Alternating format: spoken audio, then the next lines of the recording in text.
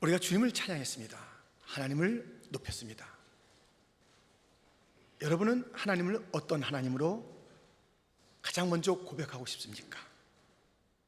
어떤 하나님이 여러분에게 가장 먼저 인격적으로 나타나셨습니까? 오늘 본문의 느부갓네살 왕은 하나님을 지극히 높으신 하나님이라 이렇게 말하고 있는 장면을 보게 됩니다. 지극히 높으신 하나님, 정말 지극히 높으셔서 우리 이 땅에 인생의 문제에 관여하지 아니하시고 계신 분이신가? 그렇지 않다는 것입니다.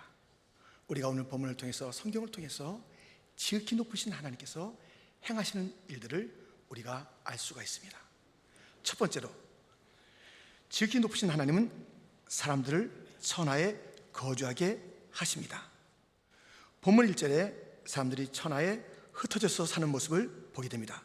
느부갓네살 왕은 천하에 거주하는 모든 백성들과 나라들과 각 언어를 말하는 자들에게 조서를 내리노라. 원하노니 너에게 큰 평강이 있을지어다. 지금 느부갓네살 왕은 지극히 높으신 하나님에 대해서 설명하기를 2절과 3절에서는 설명하고 있어요. 근데 이 1절 말씀은 그냥 서술하는 거잖아요.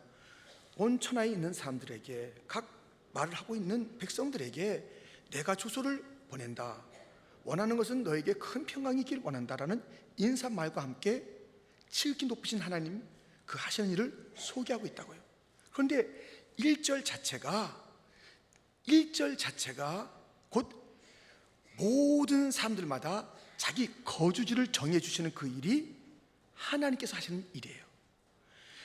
사도행전 17장 24절부터 보면 우주와 그 가운데 있는 만물을 지으신 하나님께서는 전지의 주제시니 손으로 지은 전에 계시지 아니하시고 또 무엇이 부족한 것처럼 사람의 손으로 섬김을 받으시는 것이 아니니 이는 만민에게 생명과 호흡과 만물을 친히 주시는 이십니다. 인류의 모든 족속을 한 혈통으로 만드사 온 땅에 살게 하시고 그들의 연대를 정하시며 거주의 경계를 한정하셨으니 31절은 같이 읽겠습니다. 이는 정하신 사람으로 하여금 천하를 공의로 심판할 날을 작정하시고 이에 그를 죽은 자 가운데서 다시 살리신 것으로 모든 사람에게 믿을 만한 증거를 주셨음이니라 하니라. 아멘. 천지 만물을 지으신 하나님께서 각 사람에게 생명과 호흡을 그리고 누릴 만물을 주셨다는 것이에요. 그리고 하나님께서 4가지를 작정하셨다고 우리가 조금 전에 읽은 말씀에서 분명히 일러주고 있습니다. 4가지 작정이 무엇이냐면 다름 아닌 우리들의 생명의 길이를 작정해 놓았다는 것이에요. 우리가 어디에 거주하는지 그것을 작정해 놓았다는 것이에요. 우리의 심판날을 작정해 놓았다는 것입니다. 그리고 그 심판하실 주 심판자를 작정해 놓았다는 것입니다. 이 4가지가 작정되어 있다는 것이에요. 4가지가. 그러므로 우리가 이 사는 이 거주지는 우리가 흘러 와서 그냥 사는 게 결코 아닙니다. 내가 원해서 가족 따라서 친구 따라서 그 어떤 과정이 있다 할지라도 첫 번째 원인은 하나님의 계획 속에서 우리의 거주지로 한 걸음 한 걸음 오게 하셨고 오늘 이 자리가 하나님의 뜻 가운데 거하는 자리요, 이 자리에 거할 때에 생명을 가지고 호흡을 가지고 거하고 있으니 호흡과 생명을 가지고 주님 앞에 감사하며 찬양하며 부르신 이 자리에서 주님 앞에 충성하는 자들이 되기를 주님의 이름으로 축원드립니다. 이 거주지를 각각 그 민족마다 사람마다 민족이 바뀌진 않잖아요. 약간 어떤 사람들을 이쪽으로 몰아내기도 하고 누가 이민 가기도 하지만 그 민족이 거하는 자리가 정해져 있고 각 사람에게는 생명의 길이가 정해져 있습니다. 마음대로 살면 되겠네. 마음대로 살면 안 돼요. 생명의 길이가 다 정해져 있지만 최선을 다해야 돼요. 건강을 지켜야 되고, 또 운동하고, 음식도 가려야 되고, 그래서 삶의 질이 높을 수 있도록 우리가 최선을 다하는 것은 우리의 몫입니다. 그런데 또 정해진 것이 심판날과 심판주예요. 우리의 생명의 길이를 정해 놓으셨지만 안 가르쳐줘요. 그걸 가르쳐주면 한 닷새 전부터 굉장히 회개하고 열심을 낼 거예요. 주님께서 그렇게 닷새 전에 가르쳐주는 것이 아니라 그냥 모른 채로 작정은 돼 있지만, 그리고 심판 날도 모르겠어요. 개인적으로 죽는 날 정해져 있어요. 그리고 심판 날이 딱 정해져 있지만, 심지어 예수님에게도 심판하실 주님이 예수님인데도 하나님은 그 예수님에게 그 날짜를 일러주지 않았다라고 이야기하고 있습니다. 두 가지는 알려졌네요. 뭐예요? 우리의 거주지와 심판하신 예수님. 두 가지는 작정됐지만 알려지지 않았네요. 내 생명의 끝날과 그리고 심판할 그날. 우리의 삶은 어떻게 되겠어요? 그 심판하실 주님을 바라보면서 하루하루 바뜻하게 살아야죠. 그 주님 만났을 때 주님, 심판을 좀 미루면 안 되겠습니까? 한 달만 좀 미루면 안 되겠습니까? 그럴 수 없습니다. 심판하실 이는 주님, 예수님 한 분뿐이, 그분의 뜻이 무엇인지 분별해서 그 앞에 바르게 심판받을 수 있도록 우리가 살아가는 것이 마땅한 것입니다. 주님 다시 오실 날을 우리 알 수 없으니 항상 기도하고 깨어 있어서. 깨어 있어야 돼요. 그리고 이 자리를 감사하면서 살아야 돼요. 이 자리에서 내가 왜 여기 있나, 못하라고 여기 있나, 사명의 자리요, 은혜의 자리요, 보냄받은 자리요. 이 자리에서 우리 주님의 기쁨이 됩시다. 할렐루야. 두 번째, 지극히 높으신 하나님은 무엇을 하는가? 큰 이적으로 놀라게 하신다. 그러니까 천하에 있는 자들의 거주지 하나님께서 정하셨다는 것은 오늘 본문에서 느부갓네살의 발견은 아니에요. 근데 이 두 번째는 느부갓네살이 체험한 것이라니까요. 본문 2절과 3절 상반절에 보면 지극히 높으신 하나님이 네게 행하신 이적과 놀라운 일을 내가 알게 하기를 즐겨하노라. 참으로 크도다 그의 이적이요, 참으로 능하도다 그의 놀라운 일이요. 그 큰 이적과 능하신 그 모든 놀랍게 하시는 일들, 그것을 체험했다는 것이에요. 여러분, 우리의 인생은 환경에 제한되어 있는 게 아니에요. 지극히 높으신 하나님께서 우리의 삶에 오셔서 놀라운 일들을 이루시고 그것을 체험하게 하시는 하나님이시라는 것이에요. 주어진 환경과 형편에 따라서 사는 게 우리의 살아갈 모습이 아니라니까요. 사라 그랬죠. 사라가, 아브라함의 부인 사라가 그랬다고요. 환경 따라 살겠노라고, 주어진 형편 따라 살아야지 하면서 그러한 모습을 보이는 장면이 성경에 기록되어 있습니다. 창세기 18장 12절부터 보면 사라가 속으로 웃고 이르되 내가 노쇠하였고 내 주인도 늙었으니 내게 무슨 즐거움이 있으리요. 여호와께서 아브라함에게 이르시되 사라가 왜 웃으며 이르기를 내가 늙었거늘 어떻게 아들을 낳으리요 하느냐. 여호와께 능하지 못한 일이 있겠느냐.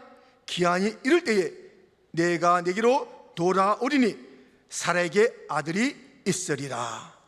지극히 높으신 하나님은 능력도 있으셔서 그 능력을 가지고 찾아오신다는 거예요. 우리의 삶에 찾아오신다는 거예요. 환경만 바라보고 내 그 모습이나 실력만 바라보고 인생은 여기서 내가 종을 치는 것이다, 여기서 이제 끝난 것이다, 더 이상 뭐 어떻게 해볼 수 없다, 그렇게 살지 말라는 것이에요. 왜 너희가 비웃고 있느냐? 너희 인생 자체를 왜 스스로 비웃고 있느냐? 여기까지야, 내 인생 여기까지야, 어쩌라고 환경도 이 모양이고 남편도 이렇고 내 건강은 이렇고 자식들은 저렇게 속썩이고 뭐 사업은 안 되고 어쩌라고 내가 이렇게 하면서 자기 인생을 비관하거나 비웃지 말라는 것이에요. 여호와께서, 능하신 여호와께서 우리 믿는 자에게 약속했습니다. 반드시 내가 너를 잘되게 하리라, 내가 너를 도와주리라. 주님의 그 기한이 되면 그것이 나타나서 약속이 이루어지는 그런 삶을 사는 것이 우리의 모두의 삶인데 왜 환경을 바라보며 낙심하느냐 이거예요. 앞도 깜깜합니까? 옆도 깜깜합니까? 뒤로 이제 물러설 때도 없습니까? 위에 있잖아요. 위에 지극히 높으신 하나님이 계시잖아요. 그 하나님은 살아계신 하나님, 나를 사랑하시는 하나님, 그 하나님이에요. 그래서 우리는 이 땅을 사는 동안에 눈에 보이는 세계로만 살아가는, 환경에 연연하는 그 인생으로 살지 말고 눈에 보이지 않는 하나님의 그 영적인 다루는, 역사하시는, 진행하시는, 또는 거두어가시는, 부어주시는 그 보이지 않는 세계 속에서 역사하시는 그 하나님의 손길들을 분명히 알아야 된다는 것이에요.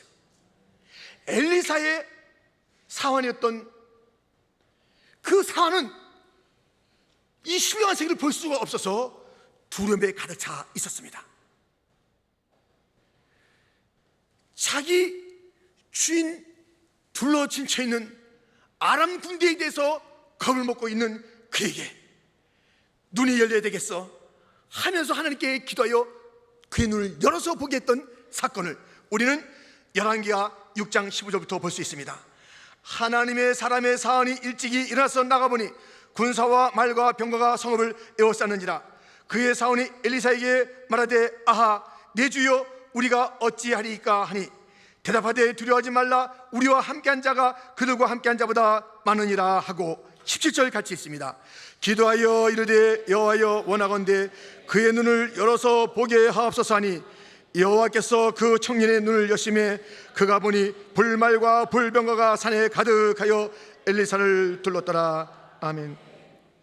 여러분, 이 보이지 않는 세계가 하나님께서 역사하시는 세계가 있다는 것을 잊지 마십시오. 풍랑만 바라보고 겁내지 마세요. 그냥 내 아이 죽었다고 이제 통곡하지 마세요. 우리 주님이 그 현장에 오시기만 하면 이적이 일어나서 달리다곰의 역사도 나타나고 풍랑도 잠잠해질 줄 믿습니다. 보리떡 5개 물고기 2마리밖에 없는 환경이지만 주님께서 역사하시면 기적이 나타나서 모두가 놀랄 수많은 자들이 먹고 남는 역사가 바로 우리의 삶도 될 줄 믿습니다. 그래서 사람을 보면 힘이 들고 세상을 보면 낙심이 되지만 천지를 지신 여호와를 보면 힘이 나니 우리 함께 힘내어 찬양합시다. 사람을 보며 세상을 볼 때 만족함이 없었네. 나의 하나님 그분을 뵐 때 나는 만족하였네. 저기 빛나는 세상을 보라 또 저기 서 있는 산을 보아라. 천지 지으신 우리여 나를 사랑하시니 나의 하나님 한 분만으로 나는 만족하겠니. 동남풍아 불어라 서북풍아 불어라. 가시밭에 백합화 예수 향이 날리니 할렐루야 아멘. 가시밭에 백합화 예수 향이 날리니 할렐루야 아멘. 여러분, 우리가 이제 봄풍을 안 해가지고 이 약간 몸이 좀 이렇게 좀 근질근질 하잖아요. 그래서 우리가 이런 찬송 주일날 부르지만 이것은 그 부흥의 버전으로 불러야 되는 거예요. 부흥의 버전으로. 다시 한번 우리 부흥의 버전으로 찬양하겠습니다. 사람을 보며 세상을 볼 때 만족함이 없었네. 나의 하나님 그분을 볼 때 나는 만족하면 저기 빛나는 세상보다 또 저기 서 있는 천지주신 우리 여호와 나를 사랑하시니 나의 하나님 한 분만으로 너를 만족하. 아멘.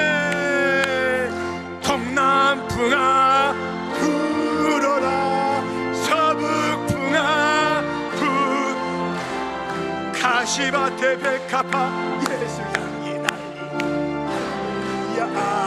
아멘. 가시밭에 백합화 예수 향기 날리니 할렐루야. 아멘. 주님이 계시니까 낙심하지 맙시다. 세상 아무리 힘들고 환경이 막혀 있어도 지극히 높으신 하나님이 역사하시면 됩니다. 주님이 오시면 됩니다. 주님은 그 일을 기쁘게 하십니다. 세 번째래요. 그 지극히 높으신 하나님께서 하시는 일, 세 번째는 영원한 나라를 통치하신다는 것이에요. 이것도 느부갓네살이 알았어요. 자기가 왕인데도 진짜 왕이 누군지를 알고서 말하는 장면이 오늘 본문 3절 하반절에 그의 나라는 영원한 나라요 그의 통치는 대대에 이르리로다. 얼마나 놀라운 고백입니까? 하나님의 나라를 하나님께서 영원히 다스리시는데 그 나라를 통치하신다는 거예요. 이 말씀을 지금 잘 들어야 됩니다. 이 말씀이 그냥 지나보낼 그런 이 말이 아니에요. 주님께서 통치하신다는 거예요. 지난 주간에 무슨 일이 있었냐면요, 우린 대한민국의 박근혜 대통령이 프랑스에 국빈 방문했습니다. 그런데 그 K-팝, 그러니까 팝 뮤직을 우리 코리아가 받아들여서 완전히 재해석해서 세계에 이제 다 퍼뜨리는 이 놀라운 거대한 물결이 K-팝 한류 아닙니까? 근데 K-팝의 그 그룹, 남자 그룹, 여자 그룹 이런 그룹들이 함께 가서요 그 파리에서 공연을 했어요. 공연했는데 거기에 그 프랑스의 젊은이들은 말할 것도 없고 그 유럽의 그 젊은이들이 얼마나 많이 모였는지, 그래서 그 팝 공연을 박근혜 대통령도 함께 이제 보게 된 것입니다. 여러분들이 언제 가서 그걸 보겠어요? 그래서 잠깐 영상으로 보겠습니다. 박근혜 대통령의 국빈 방문에 맞춰 프랑스에서 대규모 한류 행사가 열렸습니다. 프랑스뿐만 아니라 유럽 전역에서 한류 팬들이 이번 행사에 참여했다고 합니다. 김웅래 기자가 보도합니다.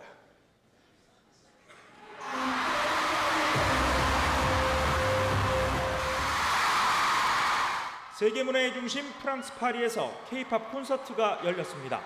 샤이니와 FT 아일랜드 등 한류 스타들이 무대를 빛냈습니다. 수교 130주년을 맞아 프랑스를 국빈 방문한 박근혜 대통령. 우리말로 노래를 따라 부르는 유럽 각지 팬들의 모습에 시선을 빼앗겼습니다. 티켓 만장은 예매 시작 3시간 만에 동났고 추가로 판매한 2,500장도 1시간 만에 다 팔리면서 K-팝에 대한 유럽인들의 큰 관심을 확인했습니다. 공연이 열리는 이곳 아코르 호텔 아레나는 마돈나와 머라이어 캐리 등 해외 유명 스타들이 공연했던 곳입니다. 이곳에서 공연하는 것만으로도 한류의 위상을 확인할 수 있는데요. 보시는 것처럼 관람객들 하루 전부터 비를 맞아가면서 공연을 기다렸습니다. 이번 콘서트는 문화경제 융복합 행사인 K콘의 일환으로 열렸습니다. 박 대통령은 유럽에서 처음으로 개최된 이번 행사를 통해 프랑스인을 넘어 유럽인 전체와 더 많이 공감하기를 희망했습니다. 어떤 분은 좀 섭섭할 거예요. 아니 그 공연 장면 없이 이렇게 화나는 장면만 있는가? 제가 일부러 그걸 갖다가 이 영상을 뽑았어요.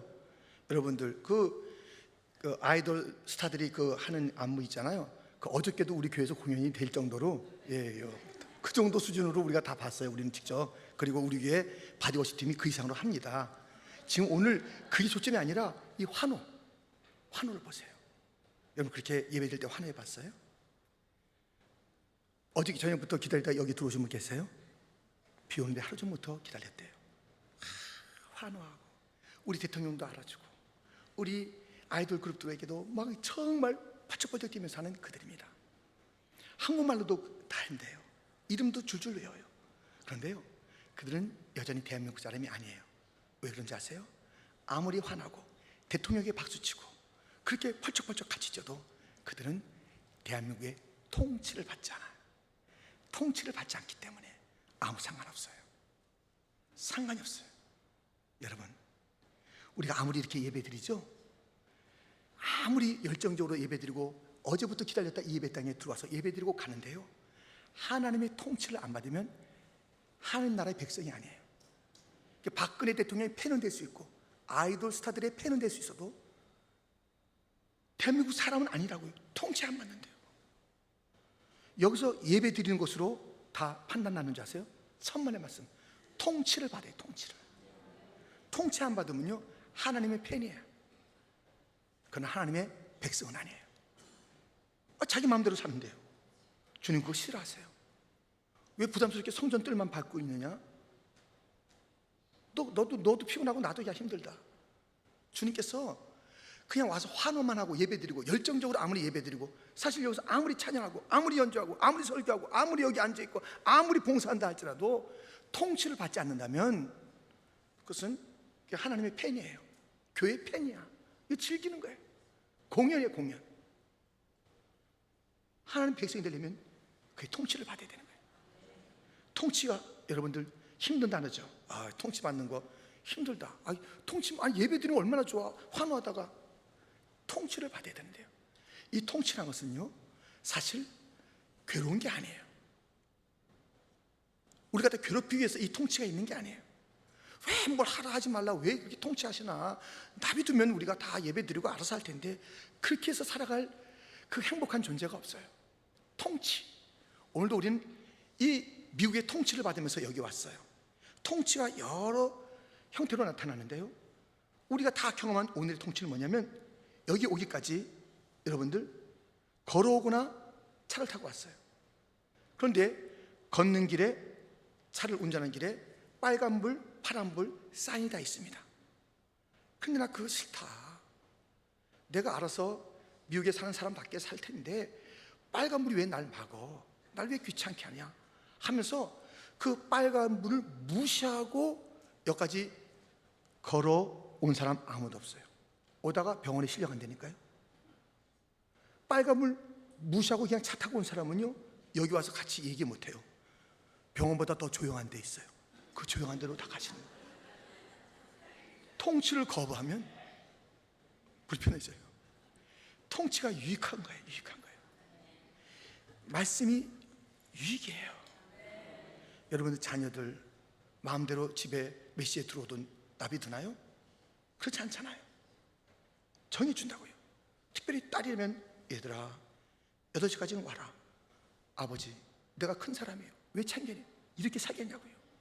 그 통치가, 그 간섭이 아름다운 것이며 사랑이며 나를 안정케 하는 거예요. 이 말씀, 계명, 이 율법이 나를 괴롭히는 게 아니에요. 나에게 유익을 주는 것이에요. 나를 살리는 것인 줄 믿습니다. 이 통치는요 유익한 것이에요. 그뿐만 아니라 이 통치는요 즐거운 것이에요. 제 처조카 바로 밑에 있는 그런 처제의 아들이 미국에 유학 왔어요. 몇 년 동안 유학생활 하다가 그 친구가 결심을 하더라고요. 미군 간다는 거예요. 그래서 미군에 입대했습니다. 한 달 반쯤에 입대를 했어요. 그런데 한 두어 차례가 소식이 왔는데요, 그냥 처음부터 힘든 거예요. 다리 다치고 또 푸시업할 때 이것도 힘들고 굉장히 힘들어요. 그 모든 군대의 통치를 받는 거예요. 상관의 통치를 받는 거예요. 근데 그 친구가 즐기더라니까요.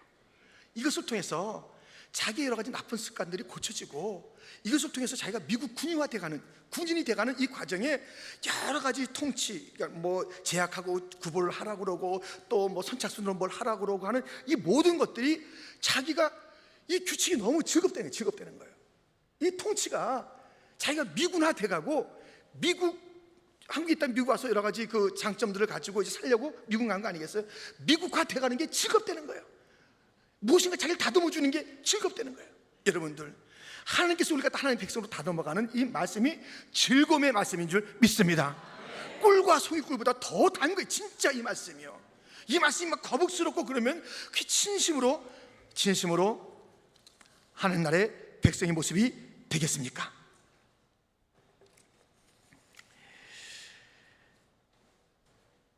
우리 주님께서 이런 말씀을 우리에게 일러줬습니다.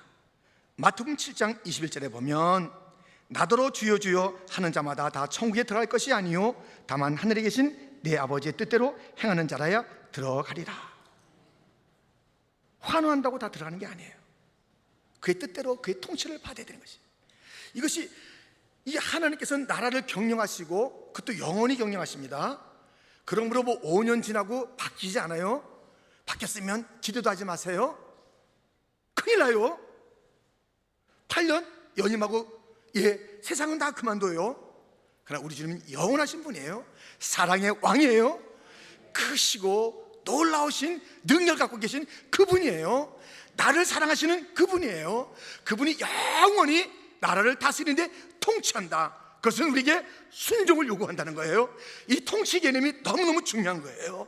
이 통치, 순종을 요하는 그 통치가 우리를 살리고 안정케 하고 부욕케 하고 풍성케 하고 다듬어 주는 것인즉 우리는 이 예배로 끝나는 인생이 되지 말고 일주일 동안 어떻게 살든지 우리가 어떻게 살든지 주님은 심판하신다고 그러지 않습니까? 다 보고 계시는 거예요. 너 주인이 네 습관이더라. 네 주인이 역시 돈이었어. 네 주인은 네 건강이었어. 새벽에는 그렇게 안 나오더니 기도하자면 어쩌면 그렇게 네 건강에는 흰처럼 그렇게 내 머리를 조아리느냐? 주인이 누군지 주님께서 다 아세요. 다른 것은 다 도구고 주님께 영광이 되기 위한 것인데 다 바꿔놓고 주님을 멀리했다가 그렇게 예배 때만 참석하는 하나님의 팬, 교회를 즐거워하는 자가 되지 말고요, 하나님의 진정한 백성이 되고 교회의 진정한 공동체, 진정한 한 몸이 되는 귀한 성도가 되기를 주님의 이름으로 축원드립니다. 이렇게 지극히 높으신 하나님은 오늘 본문을 통해서 보니까, 또 성경의 증언을 통해서 보니까 사람들을 천하에 거주하도록 다 정해주었고 호흡하도록 하며 거기서 만물을 주고 또 거기서 우리에게 그 생명과 또 심판의 그날을 준비할 수 있도록 하시는 그런 영역들이 있다 하는 것을 알았습니다. 뿐만 아니라 우리 주님께서는 우리를 사랑하셔서 상황과 환경 속에 그냥 허덕이며 사는 것이 아니라 놀라운 이적을 베푸시면서 하나님께 찬양하며 경배할 수 있는 그러한 일을 즐겁게 하시는 분인 것을 알았습니다. 또 그 하나님은 영원한 나라를 다스리는데 통치라는 구체적인 이름으로 우리에게 한 사람 한 사람 그 일마다 순종을 요구하시는 그러한 일을 하시는 것을 보게 되었습니다. 이제 우리가 마지막 한 구절을 살펴봐야 됩니다. 그것은 무엇이냐면 오늘 본문에 있는 구절입니다. 오늘 본문 2절에 이렇게 되어 있습니다. 지극히 높으신 하나님이 내게 행하신 이적 그리고 놀라운 일을 내가 알게 하기를 즐겨하노라 하는 느부갓네살 왕의 가장 큰 즐거움이 무엇인지 오늘 본문은 또한 소개하고 있습니다. 지금까지는 땅을 정복하는 게 느부갓네살 왕의 즐거움이었어요. 많은 사람들이 자기의 발 앞에서 조아리게 만들고 포로로 끌어오고 그 다음에 막 파티를 열고 떵떵거리면서 그 제국에 자기가 왕인 것을 자랑하는 것이 그의 삶이었습니다. 근데 그의 즐거움이 바뀌었어요. 하나님을 알게 하는 것, 그것도 온 땅에 수고롭게 자기의 족속을 가지고 사람들을 보내서 온 곳에 이르러서 지극히 높으신 하나님이 계시다, 그것을 발견한 느부갓네살 왕이 알려주고 싶은 거예요. 지극히 높으신 하나님이 계시다, 이적의 하나님, 기적의 하나님, 놀라우신 하나님이 계시다, 그는 영원한 왕권을 갖고 계시고 통치하시는 이시다 라는 것을 알려주는 것이 그의 기쁨이 됐다니까요.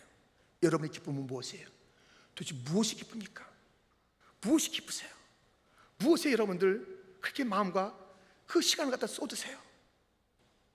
무엇이 생각나면 여러분의 미소가 솟아오릅니까? 복음 전하는 것, 이것이 기쁨이 되는 것, 이것이 진정한 기쁨 중에 기쁨인 줄 믿습니다. 아니 이방한 느부갓네살도 그것을 깨달아서 자기의 기쁨이 하나님을 알리게 하는 거예요. 하나님을 알고 하나님을 알게 하는 것, 이것이 인생의 본분 아니에요? 하나님을 알고 하나님을 알게 하는 것, 이것이 우리 교회 존재 이유 아니에요? 하나님 날마다 알아가고 그 하나님을 다민족 가운데 증가하고 다음 세대에 분명히 가르쳐주고 저 열방에 나가서 그 하나님을 선포하는 것, 이것이 우리 교회의 즐거움이며 모든 성도들의 최고의 가치가 되어야 되는 것 아니겠습니까? 다른 데서 기쁨을 찾아보세요. 인생 꼬입니다. 그 다른 것, 이 우선순위가 이것이 아니에요. 하나님의 나라와 그의 의가 우선순위가 아니에요. 그 인생 살아보시라고요. 그 인생은요, 별게 다 달라붙어요.